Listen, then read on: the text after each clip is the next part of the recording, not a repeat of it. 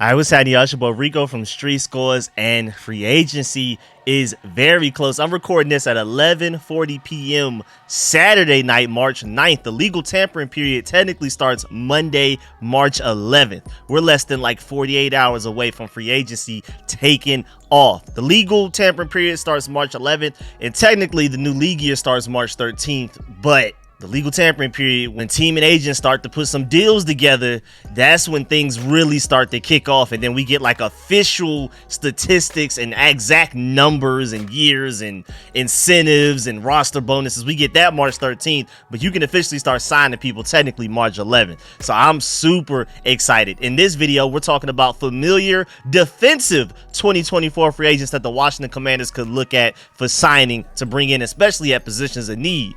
And of course, with us potentially trying to get free agents from other teams that we're familiar with, where we have coaches that came from those teams, does that mean that it's automatically an easier transition, especially for like Quinn and Joe Whitt Jr. on the defensive side of the ball?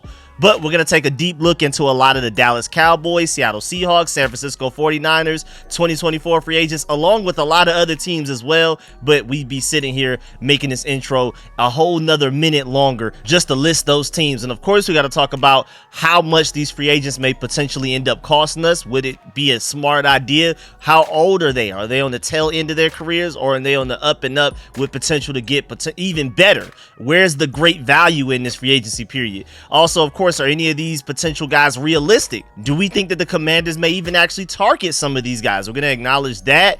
And so before we dive into all of that, make sure you still farm that like button, still farm the subscription button, and still farm the bell next to that subscription button so you get notification each and every time I release an informative and opinionated video just like this one. Make sure you stay tuned for all of the content. Again, I'm working on all of this projection and preview free agency content before March 11th comes, which is Monday. So stay tuned for that, because I'm gonna try to throw as much stuff out there Sunday as possible, and then I may even do some stuff like Monday morning, because immediately after that I'm gonna have to keep y'all updated on every little thing that the Commanders do, whether they re-sign somebody that was part of the roster for 2023, if they sign a guy from the outside from another team that's part of this 2024 free agency class, or if we end up cutting somebody to make more room, if we start making trades. I'm gonna keep y'all updated on every little thing. Y'all know how I do, so stay tuned for all of that. But without further ado, let's go and get to this video. Let's get it.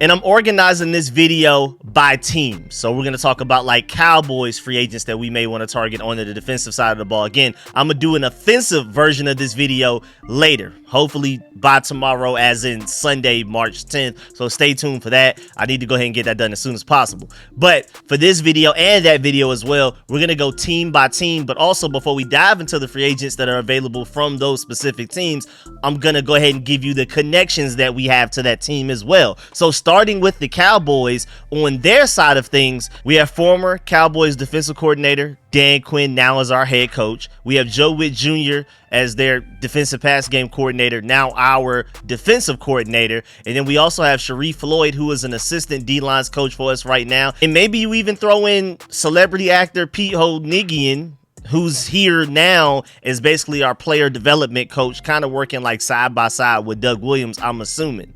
So now, remember, before we even dive into these free agents, that Cowboys players love Dan Quinn. Like, if anybody holds any weight over and any potential influence over free agents from other teams that they have connections to, you could argue that Dan Quinn and Joe Whitt Jr.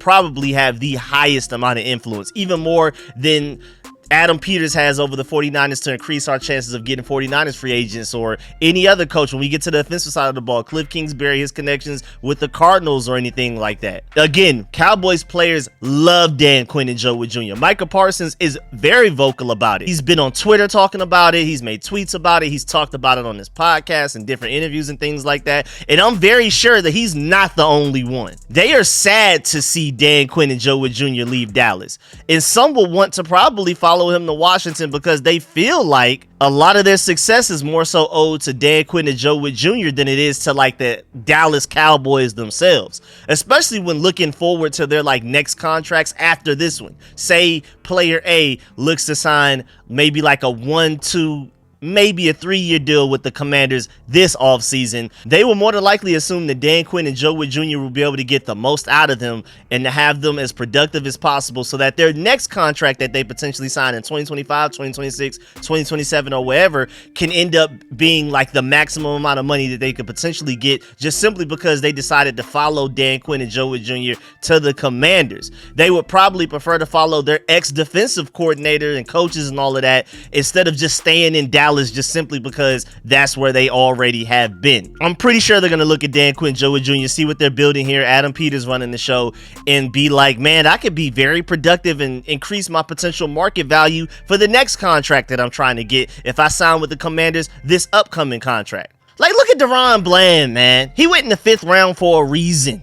He's talented, but there's a reason he made it to the 5th round. In 5th round, rookie DaRon Bland was developed and schemed up by Dan Quinn and Joe Whitt Jr. And I'm assuming naturally that he's just already going to take a step back, just literally just in production, just simply because you're not going to set an NFL record in pick sixes in a season every year. But especially with the guys that played the biggest role in his development and putting them in the right situations to succeed and get those pick sixes out of them, putting them in places to do that. I mean, I just highly doubt that the new defensive coordinator for the Cowboys is going to come in and do the same thing that Dan and Joe did, leading the NFL in takeaways over the past 3 years. I highly doubt the new coordinator is going to take over and do it over the next 3 years from 2024 through 2026. I doubt it. I don't think it's a Dallas Cowboys thing. I think it's more so a Dan Quinn and a Joe Whitt Jr. thing. So I wouldn't be surprised even if like a DaRon Bland, just looking ahead, by the time he gets out of his rookie contract, maybe he follows Dan Quinn and Joe Whitt Jr. to the Commanders later on. But let's talk about these 2024 unrestricted free agents right now. We're getting ahead of ourselves. So just to name off some free agents that are on the defensive side of the ball for the Cowboys that may want to come to the Commanders. Maybe we're interested in them. Maybe they're interested in us. You have Dante Fowler. You have cornerback Jordan Lewis. You have Neville Gallimore, you have Jonathan Hankins, Dorrance Armstrong, Stephon Gilmore, J-Ron Curse. And so I want to talk about and emphasize some of the most important ones out of this group, the guys that I feel like are most likely to potentially come here, or the guys that we should want the most. So I do feel like we're probably going to have a need at corner, even if we do re-sign Kendall Fuller. I'm not absolutely sure about this cornerback group. Now, I'm also not sure about going out there and spending ridiculous money on an elite corner, but I do feel like we need to address corner in free agency, at the very least depth wise, and in the draft within like the first 2-3 rounds for sure. But I highly doubt that we even bring back Kendall Fuller. So right now, our only true starting corners on this roster, because remember, we traded away Danny Johnson like towards the end of the season last year, like sometime in November. So we literally just have like Emmanuel Forbes and Benjamin St-Juste, honestly, I guess. I mean, unless you're a big fan of Christian Holmes or any of these other guys that have been developing behind the scenes, because I see Quan Martin as more so like a safety and like a star position, if anything, or Buffalo nickel, if that's what y'all want to call it. I call it the star position because of my Georgia Bulldogs. But either way, there's a need for corner on this team, in my opinion. And Stephon Gilmore could be a guy that maybe the Commanders target in free agency. He's getting up there in age, but maybe they will want to go ahead and give him another try, maybe sign him to a very cheap 1-year deal and basically be like a good playable corner for us as of right now, startable even, while we wait till the guy that we maybe draft in like a month and a half is ready to take over and he turns into the starter. You just never know how long it may take for that guy to be playable. I mean, Emmanuel Forbes was struggling last year, and I feel like it was more so a coaching issue than anything else, but we don't have any like certified starters right now that we know we can go out there 3 or 4 cornerback deep right now. So Stephon Gilmore is probably on the Commanders' radar, and again, for reasons I've already explained, Stephon Gilmore probably wants to follow Dan Quinn and Joe Whitt Jr. here, because the Cowboys played a lot of man coverage last year. Stephon Gilmore was in man coverage 42.8% of the time. And if Dan Quinn and Joe Whitt Jr. want to continue to be very aggressive and try to get a lot of takeaways like they did with the Cowboys these past 3 years, Stephon Gilmore is a great fit for that. So there's the fit there. That's why the Commanders would want him, and I've already explained why he would want the Commanders. So that may be something that happens. I wouldn't go out there and give him ridiculous money, but you never know. Now, of course, moving on, if Brian Burns or Josh Allen were available at the edge rusher position, I would prefer them.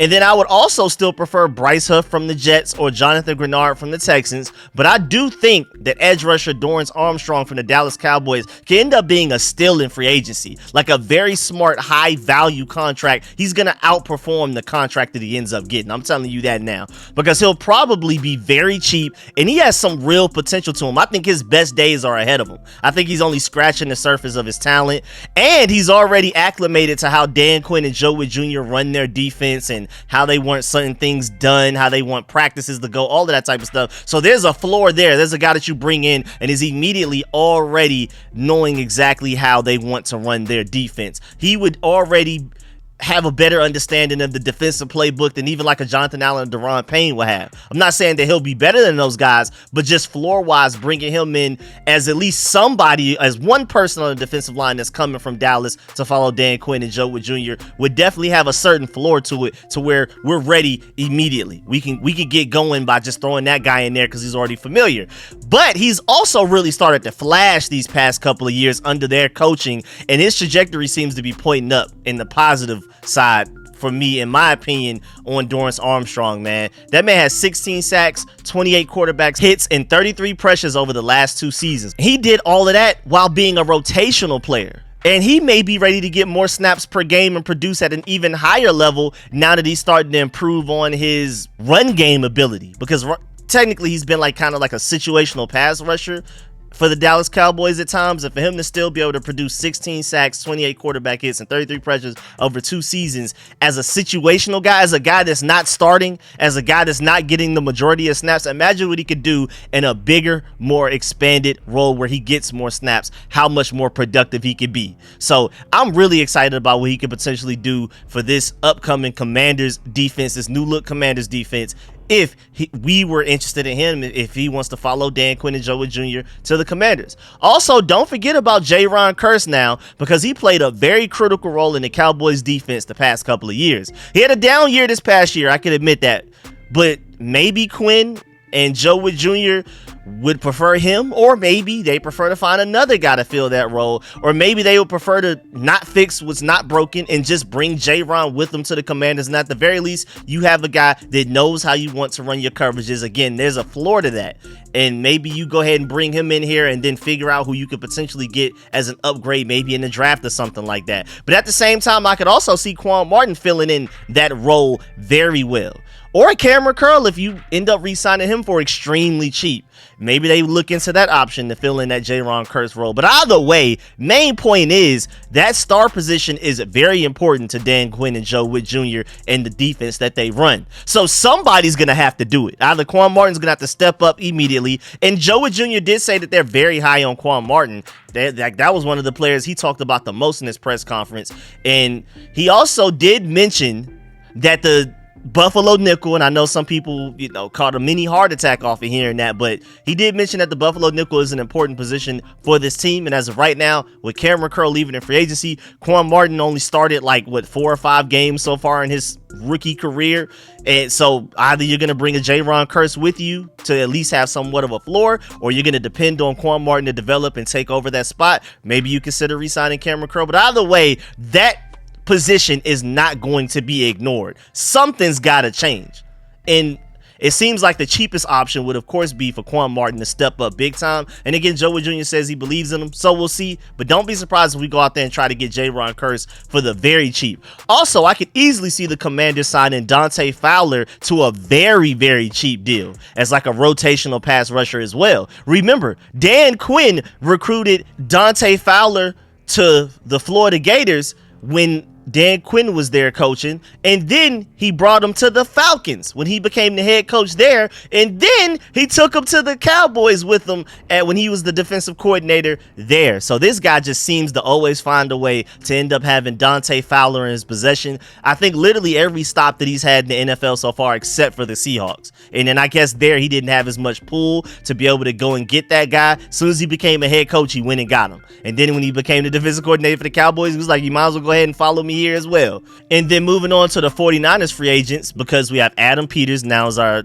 general manager, like the guy calling all of the shots. And then we also have Daryl Tapp as our defensive lines coach, and then I guess if you want to throw Anthony Lynn in there as our run game coordinator, but maybe that doesn't have much impact on the defensive side of the ball. Like Anthony Lynn being the Chargers head coach a few years ago, maybe that affects our chances of getting like a defensive Chargers player in free agency, but like a 49ers guy when he wasn't the head coach for the 49ers, just the run games coach, but you never know. But if anything, Adam Peters and Daryl Tapp will more than likely be the reason that we're able to recruit somebody from the 49ers on the defensive side of the ball in this free agency period. Now, first up, we got to get it out the way. Let's just go ahead and get Chase Young out the way. And first of all, his market value right now, according to Spot Track, is $13 million per year.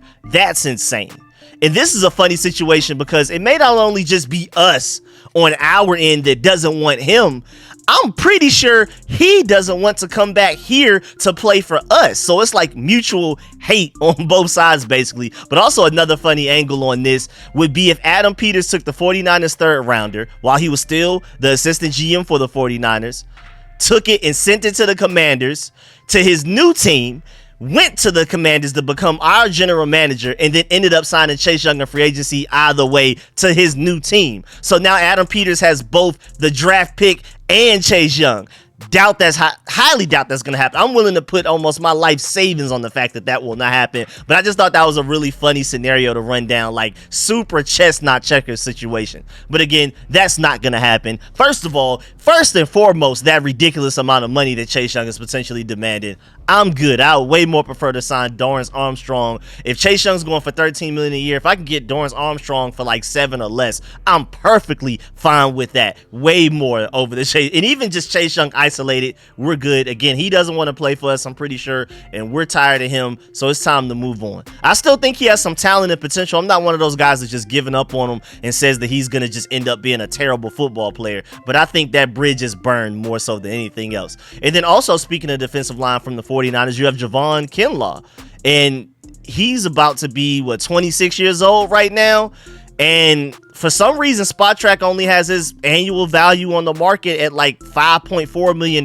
like not even $6 million per year. I'm actually a little shocked. I think he's a little bit better than that. He hasn't been extremely productive, but I think there's a ceiling there. So if we want to go that route, maybe you could for very cheap though, because we already have Jonathan Allen. We already have Deron Payne eating up all of this cap space. We can't designate any more ridiculous amount of cap space money to the defensive line. Edge rusher is the only way it makes sense, but defensive tackle specifically, nah, we're good.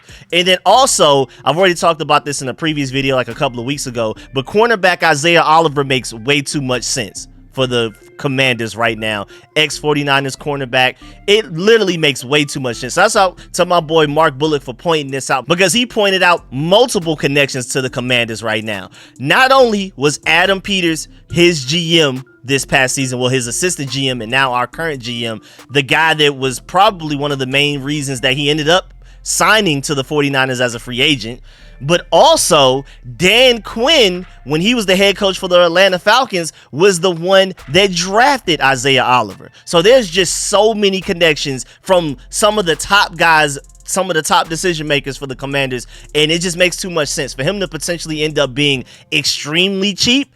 I mean, the 49ers cut him to save $2 million worth of cap space. How much money could he expect to make here? So he's potentially signing for something less than $2 million per year. And to be a nice little veteran depth piece guy, it just makes too much sense. It's not the signing that's going to have everybody excited, like, look what we did, Adam Peters is killing it, but it's just one of those things. It's kind of like, look out. Like, out of any free agent that we're going to talk about in this video, I think Dorrance Armstrong, Jaron Curse, and probably Isaiah Oliver right there are probably the 3 most likely, especially defensive side of the ball only.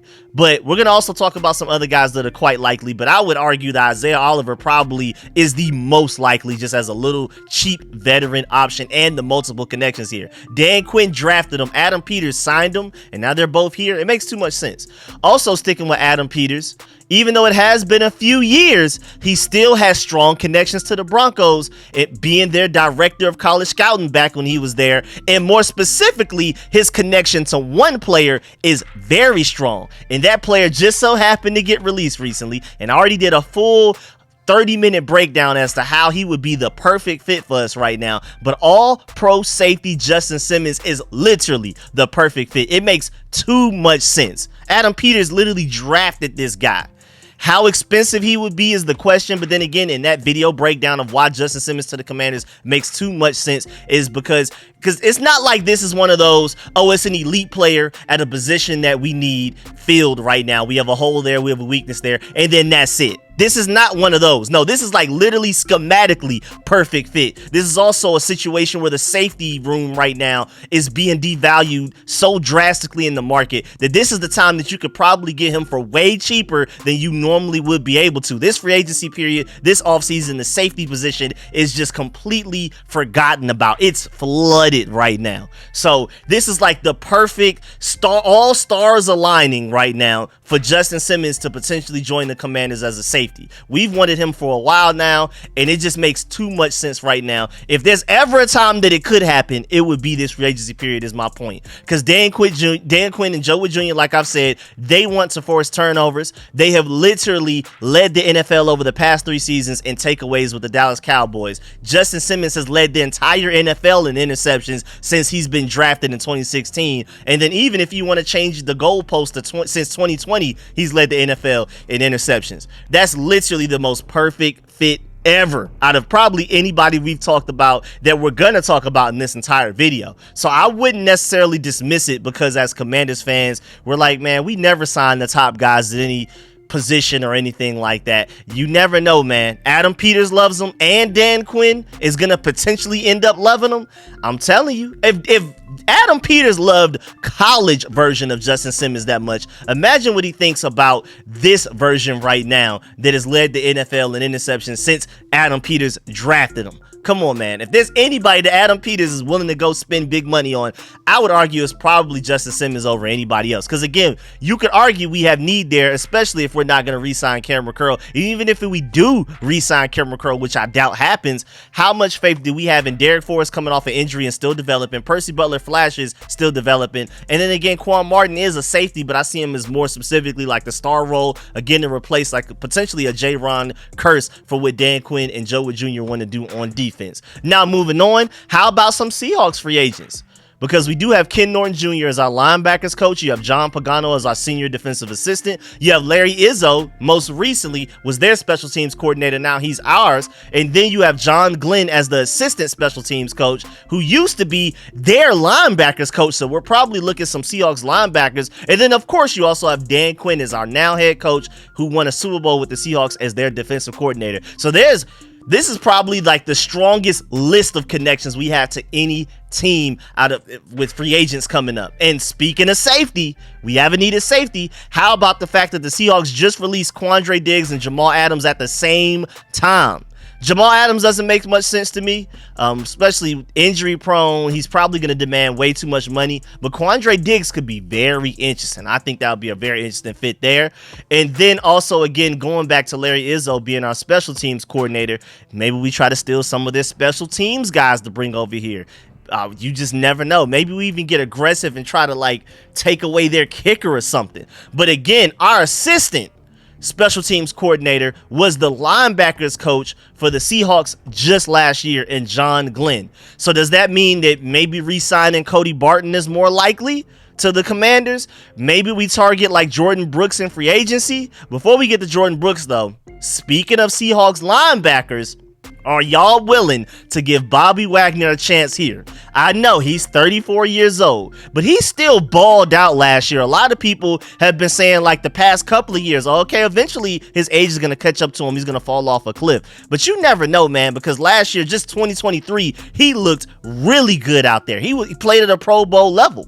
2024, you never know. Maybe that's just finally the season where his age catches up to him. But if you told me that we would get 2023 Bobby Wagner guaranteed, like you were just able to look into the future, and we can get just not even all pro in his prime Bobby Wagner, just 2023 Bobby Wagner. If you told me you can get us that in 2024, then I would easily give him at the very least the same $5.5 million that he just had with the Seahawks last year in a one-year deal. I'll be willing to give him that same exact deal. $5.5 million 1 year. I guess you could call it a prove it deal, but he's kind of up there in age, so it's really not a prove it deal. It's more so we just don't want long-term strings attached, because who knows when you're going to finally fall off a cliff.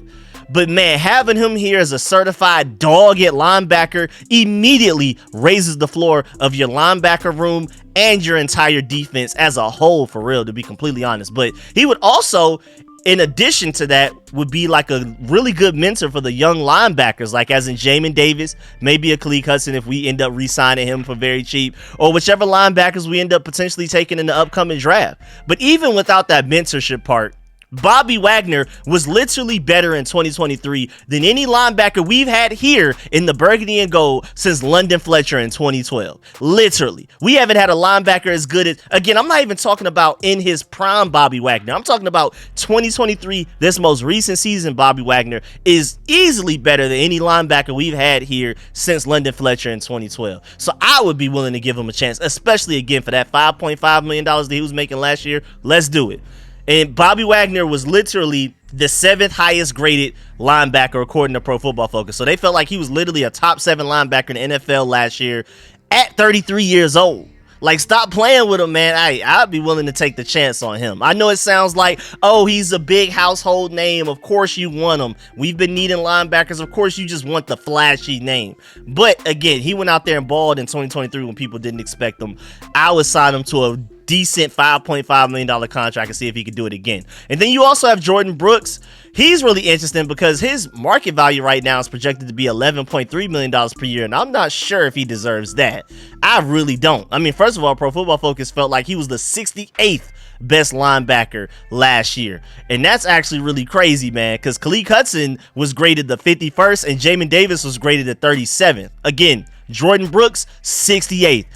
Pro Football Focus feels like he was considerably worse than Khaleke Hudson and Jamin Davis, and we've been complaining about those guys, especially Jamin Davis. So I just don't know. They have David Mayo 73rd and Cody Barton 74th, so they feel like Jordan Brooks is barely better than them. Now, granted, Pro Football Focus grades are not the end-all, be-all, but even when you watch the tape, I like Jordan Brooks' ceiling. I like his potential. I would definitely give him the higher ceiling over those other linebackers I've named in Cody Barton and David Mayo, but I don't know, man. $11.3 million per year.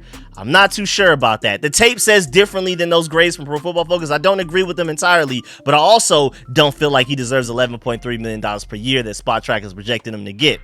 And then moving on to dive even deeper, how about maybe some Chargers DBs because of Tom Donatel, who's now our DBs coach, or maybe even because of Anthony Lynn. Again, like I mentioned earlier, he was the head coach there just a few years ago. Or maybe even some Raiders defensive players because we're bringing over their defensive passing game coordinator, Jason Simmons, to do the same thing here. So maybe Chargers wise on their end, maybe we look at Eric Kendricks.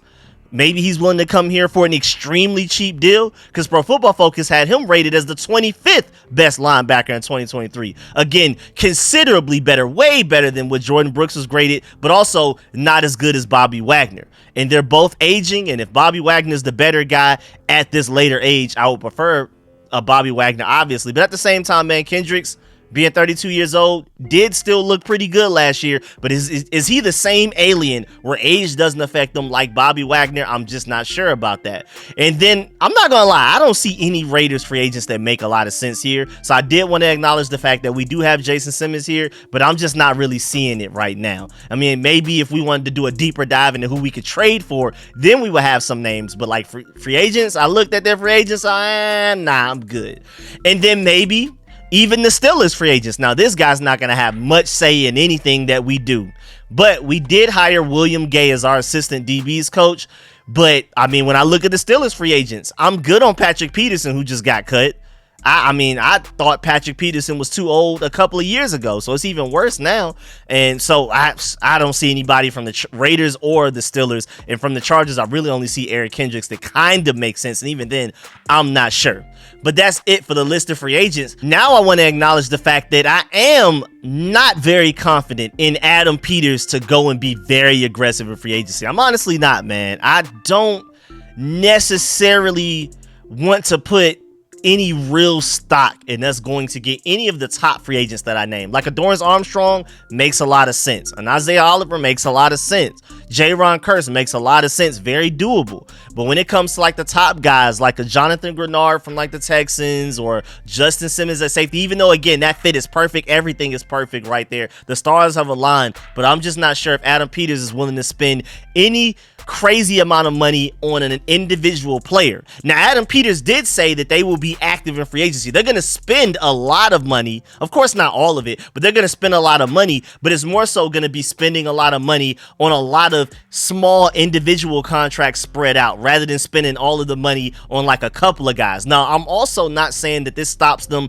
from signing a bunch of guys to small contracts and then maybe like one guy, one elite player at a certain position if they really, really want him. I'm not saying that, but don't expect us, because we have the most cap space in the NFL, to just go out there and get every top free agent at their respective position. But you never know. And then on top of that, Adam Peters literally said himself, like straight out of his mouth, that they may not go too crazy and that they have a lot of holes to fill. So they're going to be more so focused on spreading the money across several different contracts, several different players. But at the same time, Brad Spielberger, who has no bias or any affinity towards the Commanders in any way, positive or negative, he said that he actually expects the Commanders to spend the most money in free agency out of everybody in the NFL. And this was back all the way on February 1st when he made this prediction. And he basically cited that Josh Harris will want to turn his team around immediately and win back this fan base as soon as possible while working on the next stadium so that we can go to that next stadium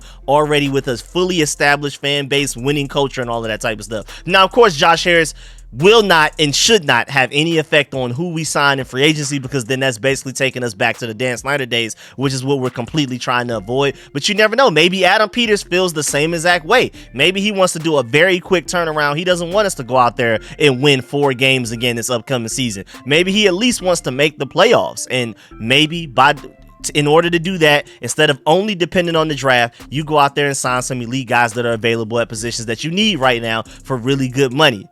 And imagine if we go crazy with money on the defensive side of the ball. Again, I'm going to do a whole separate video on the offensive side of the ball and free agents that we have connections to from other teams that we may want to target there. So be on the lookout for that.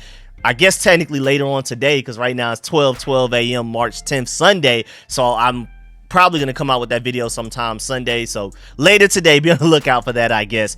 But out of the way, man, the defensive side is crazy, because imagine what Dan Quinn and Joe Whitt Jr. can do with elite defensive talent. We've already seen flashes of it. We've seen it from certain players, certain position groups. Imagine if the whole team top to bottom is just solidified, man. How evil that could be for the rest of the division, man. Remember, the Commanders have been one of the worst teams at forcing turnovers. Do you know that since the 2022 season, the Commanders have only had 17 interceptions in 34 games? Meanwhile, in 2023 alone, Deron Bland in 15 games had 9 interceptions, more than half of what the Commanders have had over the past 2 seasons as an entire team. That's absolutely ridiculous, man. Remember when Trevon Diggs led the NFL in interceptions in 2021 with 11? Come on, bro. Just between those 2 players alone, they've had more interceptions than we have had as our entire Commanders team over the past 2 years. But also, Dan Quinn and Joe Whitt Jr. have done a great job of stopping explosive plays. Now, it's hard to say that after seeing what happened to them in that Packers game, but that's really like an outlier.